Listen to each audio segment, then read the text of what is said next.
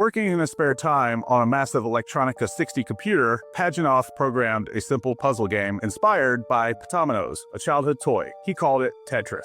The game was perfect, pure, addictive, and elegant. It spread through the research center like wildfire, passed around on floppy disk until offices across the entire Soviet Union were playing it. Pajitnov was a government employee, working on state equipment. Soviet law was crystal clear. Tetris didn't belong to him, it belonged to the state. Soon, the game leaked past the Iron Curtain, and chaos erupted. Western companies started selling unauthorized PC versions, slapping on mysterious Soviet themes, and making fortunes on a game they didn't legally own. Meanwhile, Pajitnov sat in Moscow, completely unaware his creation was spreading across the world, earning absolutely nothing. Nintendo wanted Tetris for their new Game Boy. A Dutch game designer named Henk Rogers realized this could be the perfect killer app, and that game would make everyone, not just kids, want a Game Boy. But the licensing rights were a complete mess. He flew to Moscow on a tourist visa to negotiate directly with ELORG, the intimidating Soviet state agency that now controlled the game. The meetings felt more like spy thriller than business deals, but Rogers had an ace up his sleeve,